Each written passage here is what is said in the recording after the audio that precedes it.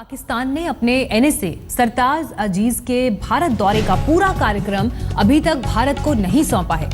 NSA स्तर की बातचीत के लिए सरताज अजीज 23 और 24 अगस्त को भारत आ रहे हैं। दिल्ली में ये बैठक होनी है, लेकिन डिप्लोमेटिक लेवल की इस बातचीत के लिए अब तक अजीज का कोई भी आधिकारिक कार्यक्रम भारत को नहीं सौंपा गया है कि सरताज अजीज 2 दिन तक भारत में क्या कुछ करेंगे, जबकि ऐसा करना जरूरी होता है। 23 और 24 अगस्त को दिल्ली में पाकिस्तानी एनएसए सरताज अजीज और भारतीय एनएसए अजीत डोभाल आतंकवाद के मुद्दे पर बातचीत करेंगे। सूत्रों के मुताबिक इस बातचीत के लिए भारतीय अधिकारियों को मीडिया के हवाले से तो जानकारियां मिल रही हैं, लेकिन ऑफिशियली अब तक कुछ कंफर्म नहीं किया गया है। पाकिस्तान की तरफ से आधिकारिक जानकारी इस पर नहीं भेजी गई है।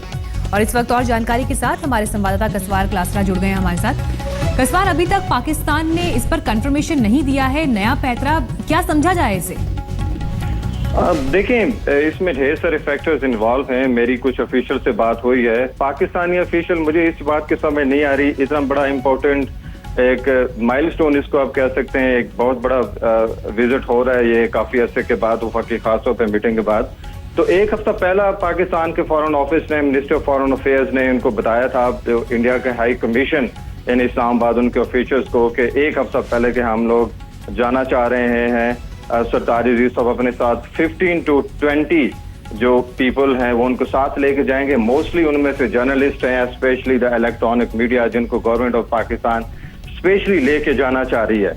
तो अभी तक जिस तरह जो आपके सवाल का जो है जवाब है, वो अभी तक कोई पाकिस्तानी साइड से कोई कंटिन्यूएशन नहीं हुआ। उसके 2-3 फैक्टर ये हो सकते हैं। एक तो लाइन ऑफ कंट्रोल पे ऊपर जो ये पाकिस्तान का ये मौकफ है कि जी इंडियंस वो हो रही है इंडियंस की तरफ से। एक बात अहम ये भी है कि प्रोटोकॉल के तहत ये जरूरी होता है कि जब ऐसी बातचीत हो रही है डिप्लोमेटिक स्तर पर, तो उसका इंफॉर्मेशन दोनों देशों को आपस में बांटना होता है। लेकिन अगर पाकिस्तान की तरफ से ऐसा कंफर्मेशन अभी तक नहीं आया है, तो क्या सोर्सेज कह रहे हैं, वजह क्या है इसकी?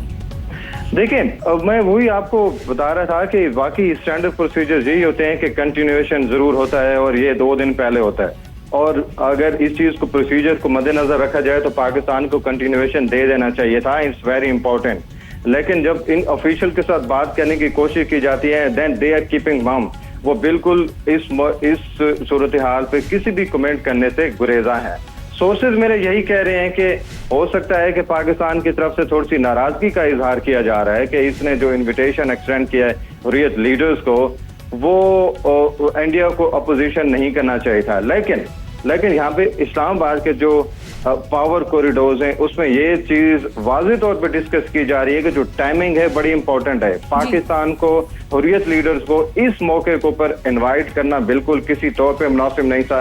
ठीक है, इससे पहले ये लोग करते रहे हैं, बड़ी इनकी प्रैक्टिस रही है कि ऐसे मौकों पर ये उनसे मिलते हैं। लेकिन क्योंकि पाकिस्तान और इंडिया के ताल्लुकात में एक बेहतरी का आगाज होने जा रहा है, तो ऐसे मौके के ऊपर इनको हुर्रियत लीडर्स को इनवाइट नहीं करना चाहिए था। और इंडिया को, ये पाकिस्तानी जो मेरे कुछ एनालिस्ट हैं, वो इस चीज के ऊपर मुत्तफिक हैं कि इस पॉइंट के ऊपर जो इंडिया ने अगर नाराजगी का थोड़ा सा इजहार किया है कि क्यों किया है इन लोगों ने, पाकिस्तान ने इनवाइट किया है, तो वो उसका थोड़ी सी उसकी कोई जस्टिफिकेशन बनती है। पाकिस्तान को इनवाइट करना चाहिए था। यहाँ पर ये है कि अभी तक जो कंफर्मेशन आ जाना चाहिए था, औपचारिक जानकारी दी जानी चाहिए थी, वो अब तक पाकिस्तान की तरफ से इस पर नहीं दी गई है। कसवार, शुक्रिया आपका हमसे बात करने के लिए।